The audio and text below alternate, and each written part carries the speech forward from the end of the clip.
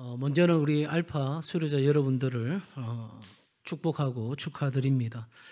지난 8주간 동안 함께 모여서 배우고 또 질문하고 나누고 기도하며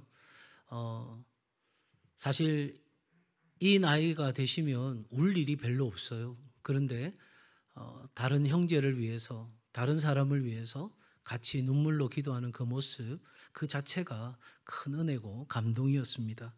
다시 한번 진심으로 축하드리고 이 자리에 함께 하시는 모든 성도들에게도 동일한 그 은혜가 하나님의 함께 하심이 충만하시기를 예수님의 이름으로 축복합니다. 훈련은 마쳤다, 끝났다 이게 아니라 그리스도 안에서의 훈련은 마침과 동시에 이제 시작이다 이렇게 되는 거예요. 왜냐하면 하나님은 우리를 온전한 사람으로 빚어가기를 원하시는 거예요. 다른 말로 표현하면 미생에서 완생으로 우리를 계속해서 훈련시키시고 다듬어 가시는 거예요. 그러니까 알파 훈련 끝났으니까 야 다음에 또 무슨 훈련이 있겠노 이 차원이 아니고 이제 이 알파 훈련을 끝내고 내가 믿음의 한 걸음을 또 옮긴 거예요. 또 예배하고 기도하며 또 다른 믿음의 걸음을 옮기는 거예요. 어디까지? 바로 세상에서 하나님의 사명을 감당하는 그 길까지 우리는 계속해서 믿음으로 반응하고 순종하여서 사명을 감당하며 살아가는 거예요. 그거는 알파 수료생도 우리 청년들도 우리 모든 성도들도 마찬가지입니다. 그래서 일생토록 우리는 끊임없는 훈련 가운데 있어야 되는 거예요. 그래야 우리의 삶에 붙어있는 군더더기를 떨쳐내고 우리 안에 정금같이 빛나는 그 순간까지 그래서 천국 문 앞에 섰을 때에 우리가 예수님 참 많이 닮아있는 삶으로까지 나아가는 것 이것이 우리의 믿음의 여정입니다. 그 믿음의 여정을 걸어가는 데 있어서 오늘 이 말씀은 우리에게 굉장히 중요한 세 가지 영적 원리를 가르쳐주고 있어요. 첫 번째는 오직 성령이 너에게 임하시면 여러분 우리가 믿음의 걸음에서 사명의 걸음으로 옮겨갈 때에 그 모든 삶을 인도하시고 이끄시고 풍성케 하시는 분은 성령님이십니다. 그러니 이 성령님은 우리에게 그 일을 어떻게 행하시냐면 새로운 정체성을 주는 거예요. 내가 누구냐 이게 중요한 거예요. 왜냐하니까 그 프레임이 제대로 안 돼 있으면 여러분 모든 것은 다 뒤틀어지기 마련이거든요. 그래서 우리가 성장하고 우리가 성숙한 삶을 살아가는데 중요한 것이 자존감이라고 이야기해요. 자존심 말고. 자존심은 남이 나를 어떻게 보느냐인 거예요. 이런 사람들은 피곤한 거죠. 자존감은 내가 나를 어떻게 보느냐인 거예요. 그런데 내가 낮은 자존감을 갖고 있으면 어떻게 되죠? 나는 못해, 나는 안 해, 몰라. 언제나 그런 말들이 그냥 익숙해져 있는 상태인 거예요. 그래서 나한테 조금이라도 서운한 말 하면 상처가 되고 그래서 그 상처에서 헤어나기 힘들어지고 그래서 뭘 하는 일을 도전하는 것도 불안하고 이렇게 삶이 다 틀어지는 거예요. 나는 사랑받을 자격이 있고 나는 뭐든지 해낼 수 있다는 이 자기 가치감, 자기 효능감 이런 것들이 잘 정리가 되면 우리는 자기 정체성에 대한 분명한 인식을 가지고 높은 자존감을 가지고 살아가는 거죠. 지금 우리가 이번 올해의 이 봄의 축제와 가을의 축제에 괜찮지 않아도 괜찮아 이 이야기를 하고자 하는 것은 여러분 원래 그 교류 분석이라고 하는 상담 심리 치료에 보면 건강한 사람은 어떤 사람이냐면 한번 따라 하실까요? 나도 오케이, 너도 오케이. 이게 제일 건강한 사람이거든요. 그러니까 나는 오케이인데 나도 오케이, 너는 오케이가 아니야. 여러분 자존심이 높은 사람은 그렇게 살고 싶어요. 그리고 제일 비참한 사람은 누구예요? 나도 오케이가 아니고 너도 오케이가 아니에요. 이 비관적인 삶을 살 수밖에 없어요. 그래서 가장 건강한 사람은 나도 오케이고 너도 오케이인 거예요. 그런데 당신이 오케이입니다 이렇게 말해주고 싶은데 스스로가 이렇게 생각하는 사람들이 있어요. 나는 오케이가 아니에요. 내 삶을 보세요. 나는 오케이가 아니라니까요. 바로 그런 사람들에게 아니라고. 당신이 괜찮지 않아도 오케이가 아니어도 오케이라고. 왜냐니까 우리 주님이 우리 예수님이 당신을 향해서 수고하고 무거운 짐진 사람 나도 오케이라고 스스로 생각하는 당신 괜찮지 않다고 생각하는 그 당신 우리에게 오라고 하십니다. 그렇게 우리는 이 선언을 하고자 하는 거예요. 그러니 여러분, 우리의 신앙생활에 있어서 중요한 것도 바로 이 정체성, 다시 말하면 내가 누구인지와 동시에 내가 하나님 앞에서 어떤 존재인지가 중요한데, 성령님은 우리에게 그 새로운 정체성을 주시는 거예요. 성령이 우리에게 오시면 우리가 쓰고 있던 안경을 바꾸는 거예요. 그전까지는 빨간색 썼는데 이제는 파란색 안경을 주셔가지고 세상을 볼 수 있게 하시는 거예요. 자, 그러면 여러분, 성령께서 우리를 어떻게 그런 정체성으로 빚어가시냐면, 첫째로 성령님은 우리가 하나님의 자녀인 것을 확증하게 해주십니다. 어떻게 하신다고요? 하나님의 자녀인 것을 확증하게 해주시는 거예요. 아, 내가 하나님의 자녀일까? 우리 알파 코스 하면서도 다들 그런 질문 많이 하시는 것 같더라고요. 내가 진짜 신앙생활을 하고 있는 건지, 내가 예수님 믿는 건지 잘 모르겠습니다. 솔직한 고백이요. 괜찮아요. 그런데 우리가 성경의 진리를 통해서, 이 훈련을 통해서 깨닫게 되는 것은, 아하, 우리가 예수 피값으로 하나님께서 우리를 자녀 삼으셨다는, 내가 하나님의 자녀라고 하는 이 정체성에 대한 확증이 성령께서 우리에게 주시는 거예요. 더 나아가서 성령님은 우리의 뭐를 도우시죠? 연약함을 도우시는 분인 거예요. 그러니까 지금까지 나는 나의 연약함만 보면서 할 수 있다, 할 수 없다, 이런 것들을 결정했어요. 그런데 성령님이 이제 내게 임하셨기 때문에 내 곁에 누가 있어요? 성령님이 계시는 거예요. 여러분, 성령님은 보혜사, 다시 말하면 헬퍼, 돕는 존재인 거예요. 그러니까 나는 오늘 살아가는데 이제 내 안에 내가 새로운 안경을 썼어요. 정체성을 가졌어요. 그런데 그 정체성에 어울리도록 성령께서 우리 가운데 함께 하실 뿐만 아니라 우리를 도와주시는 분, 다시 말하면 우리의 연약함을 도우시고 채우시는 분으로 우리 곁에 계시는 거예요. 그러니 사도 바울이 뭐라고 말하죠? 내게 능력 주시는 자 안에서 내가 뭐를 할 수 있다? 모든 것을 할 수 있다. 그 말은 사도 바울이 내가 스파이더맨 같은 존재가 되었다, 내가 엄청난 괴력을 발휘할 수 있는 그런 존재가 되었다 이야기하는 것이 아니라, 나는 여전히 연약한 거예요. 나는 여전히 부족한 거예요. 그런데 이제는 내가 하나님의 자녀로서 나와 누가 동행하세요? 성령께서 나와 동행하시는 거예요. 그래서 그 성령님이 나를 도와주시니, 성령님과 함께하면, 그리스도와 함께하면, 그리스도 안에 있으면 나는 내게 맞는 정체성에 어울리는 삶을 살아갈 수 있는 존재가 된 거죠. 이렇게 살아가기 위해서는 저는 용기가 필요하다고 생각해요. 생각해 보세요. 내일이 시험인데 지금 내가 예배하는 이 1시간, 2시간 오고 가는 길 생각해 보면 시간이 아까워요. 내가 경제적으로 여러 가지 여건 상황 어려워요. 그러면 아르바이트 하나라도 1시간이라도 더 해야 내가 필요한 재정적인 어떤 목표를 채울 수도 있어요. 근데 여러분, 그 시간을 내가 딱 잘라가지고 다 내려놓고 하나님 앞에 집중하고 하나님 앞에 예배하는 순간은 그냥 되는 게 아니죠. 용기가 필요한 거예요. 무슨 용기? 하나님을 믿고 살아갈 용기가 필요한 거예요. 그거 못 믿으면 그냥 나는 내 방식대로 살아가는 거예요. 내 지식과 내 경험대로 살아갈 수밖에 없어요. 이건 여러분 어린아이든 청년이든 어른이든 뭐 목사든 장로든 집사든 상관없이 이 모든 것은 우리 삶에 도전해오는 삶의 자리인 거예요. 여러분, 분명한 사실은 우리가 이 세상 가운데서 하나님의 사람으로 그리스도인답게 살아가는 삶, 방금 말씀드린 것처럼 그 시간이 내게 필요하고 그 돈이 내게 필요하고 그러한 기회들이 나한테 필요한 일인데, 그럼에도 불구하고 내가 하나님보다 어떤 것도 앞서지 않겠다라고 결정하는 그 담대함으로 나아갈 수 있게 하는 것이 성령님이고, 그 성령님은 그런 삶을 통해서 우리의 새로운 정체성에 맞는 삶으로 인도해 가시는 거예요. 그런데 하나님께서 내 시간에 대한 보상이 없어요. 내 헌신에 대한 보상이 없어요. 그래 봐라, 그 시간에 내가 그렇게 했더니 그건 그냥 헛수고에 불과한 거야? 아닙니다. 분명히 이 시간은 세상 사람들이 바라볼 때는 낭비일 수 있어요. 그런데 이건 거룩한 낭비예요. 예배가 바로 이 거룩한 낭비가 하나님이 가장 기뻐하시는 거예요.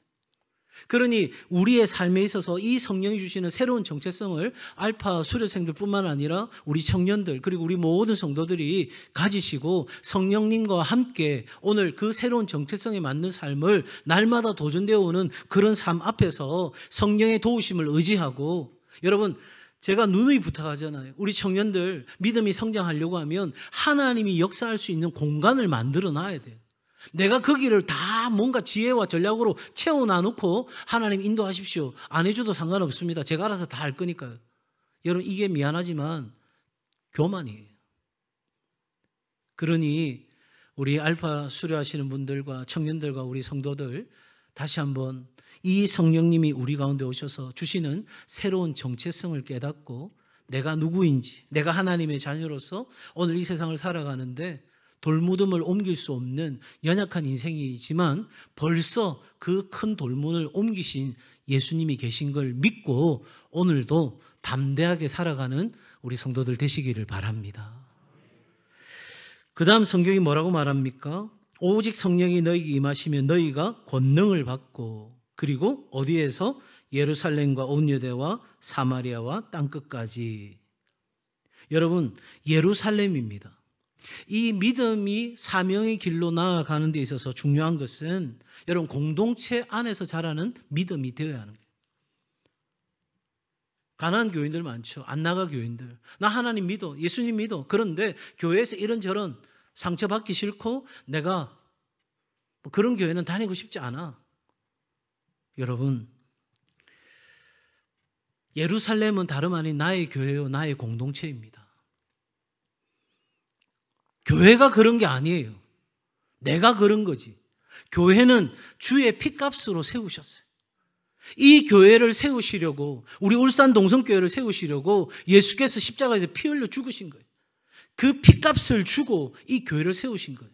그러니 여러분, 우리 생각에 교회가 왜 그래? 그런 말은 맞지 않는 거예요.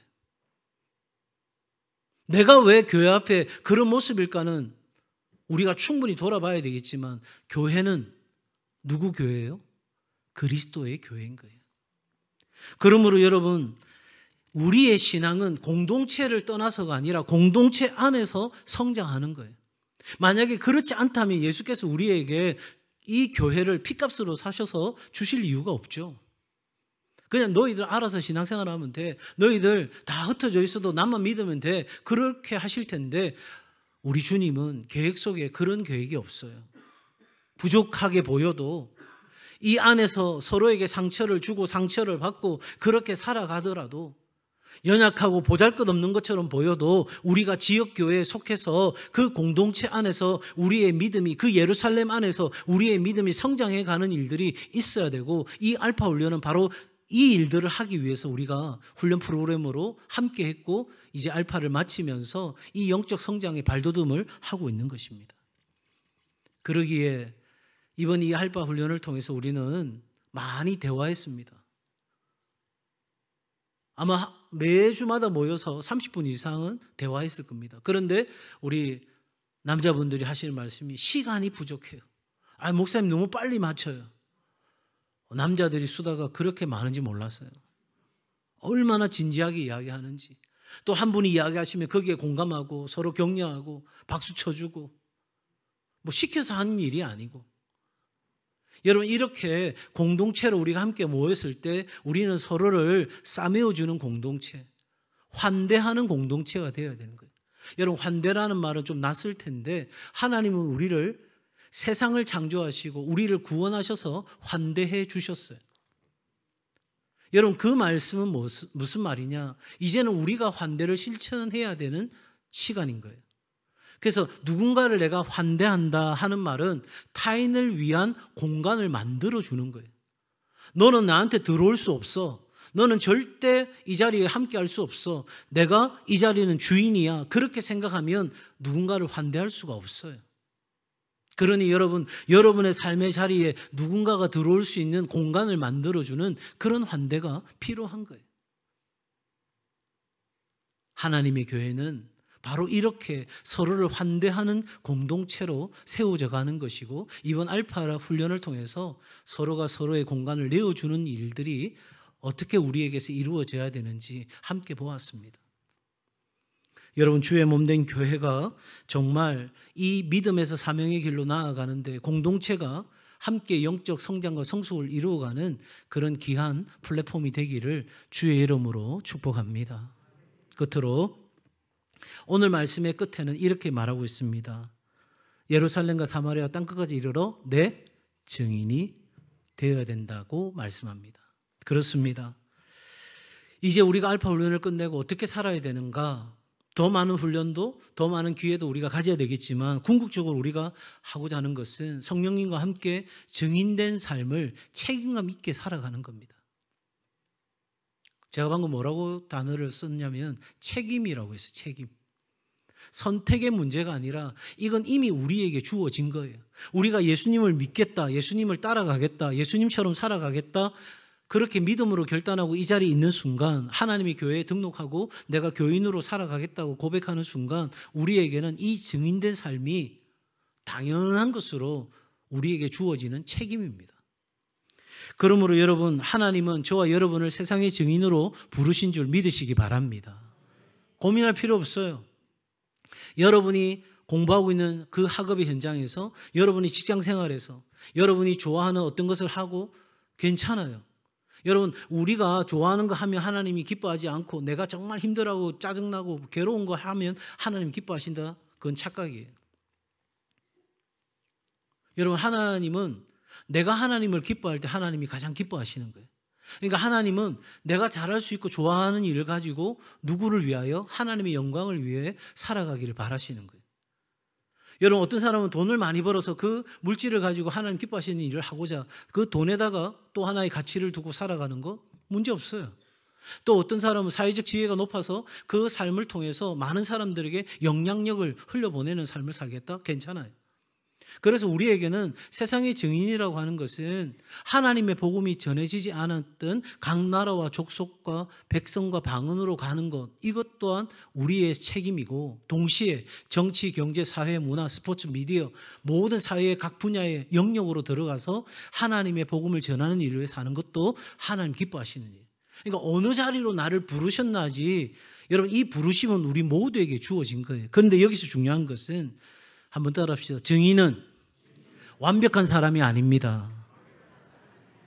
여러분, 내가 완벽해야, 내가 성경 진리를 다 깨달아야, 내 안에 막 불같은 뜨거움이 확 일어나야 내가 증인으로 사는 것이 아니고, 그냥 내가 작은 것 경험한 것 그거 가지고 나누는 거예요. 알파에서 내가 경험한 그 은혜, 그 사랑 가지고 그것 나누면 되는 거예요. 더 내가 준비되고 더 훈련되어서, 여러분 그런 것도 필요하겠죠. 그러나 가장 중요한 것은 증인은 완벽한 사람이 아니라 먼저 경험한 사람이 하는 것이다. 다 알아서가 아니에요. 네. 휴대폰을 샀어요. 휴대폰을 사가지고 막 사용하는 거예요. 근데 저보다 나이가 훨씬 많은 분들이 전화하고 문자밖에 안 하시는 분이 저한테 물어요. 이 핸드폰 뭐 좀 더 사용할 방법이 없냐고. 그래서 다 가르쳐 드리면, 와, 대단한데? 어떻게 그런 거 다 아냐고 막 그래요. 그럼 어깨 어색하죠. 그래서 나도 좀 하는가 보다 하고, 우리 자녀들이나 청년들 이렇게 보면 이건 게임이 안 되는 거예요. 막 휴대폰을 삶아 먹는 건지 볶아 먹는 건지 하여튼 막 이렇게 하고 별걸 다 하는 거예요. 목사님 이거 할 수 있어요? 모르는데 그거 뭔데? 여러분, 제가 완벽하게 알았기 때문에 저보다 모르는 사람에게 휴대폰 사용법을 가르쳐 준 게 아니에요. 내가 아는 만큼 가르쳐 주는 거예요. 그리고 내가 어느 날 또 배우게 되면, 아, 그런 거구나. 네. 요즘 무슨 챗 GPT에 지브리 스타일? 제 카톡에도 지금 만화 하나 올라가 있습니다. 굉장히 귀여운 저 닮은 만화가 하나 올라가 있는데, 제가 찰리 브라운 스타일로 그렇게 또 오늘 또 카톡도 열어보실라. 여러분, 제가 아는 만큼 나누는 거예요. 그런데 저보다 훨씬 더 많은 사람이 더 많은 걸 알 수 있어요. 그럼 다음에 또 배워서 또 나누면 되는 거예요.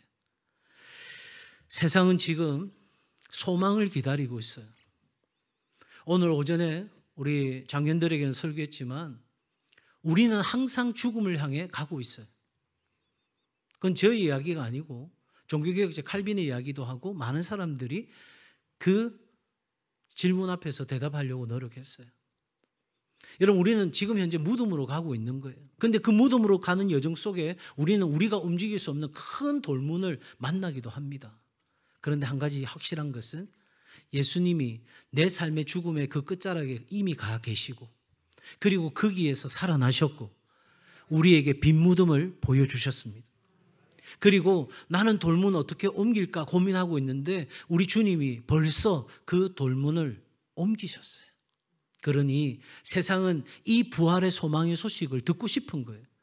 그런데 전하지 않으면 어떻게 듣겠어요? 여인들이 그날의 그 부활의 소식을 들으면서 너무 충격받아가지고 아무에게도 아무 말도 못했어요. 그런데 여러분, 그 복음은 오늘 우리에게까지 전해진 겁니다. 어떻게 됐을까요? 아무에게나 아무 말도 못할 수가 없죠. 왜? 부활을 경험했는데요. 그 무덤에서 예수님이 살아나셨는데요. 옮길 수 없는 돌문이 옮겨졌는데요. 내가 이걸 어떻게 말해야 될지 모르겠어. 너무너무 놀라고 무서운 일이어서, 엄청난 일이어서. 그런데 한 가지 확실한 건 무덤이 비어 있었어. 그리고 돌문이 벌써 옮겨져 있었어. 더 말할 필요가 뭐가 있나요? 예수님 살아나셨습니다. 우리 알파 수료생들 다시 한번 성령님과 함께 이 수료 이후의 삶을 더 멋있게 계획하고 준비하고 살아가시기를 바라고, 우리 청년들 오늘 이 시대 여러분 앞에 무덤과 같은, 죽을 것 같은 어려움이 있고 돌문이 가로막혀 있어도 우리 주님 함께 하시고 성령님 나와 함께 하시면 내가 이 새로운 정체성을 가지고 믿음에서 사명으로 더 나아가서 여러분, 우리는 바로 그 하나님이 우리에게 부여하신 증인될 삶을 살아감으로 하나님께 영광 돌리는 우리 청년들, 그리고 우리 모든 성도들 되시기를 주의 이름으로 축복합니다.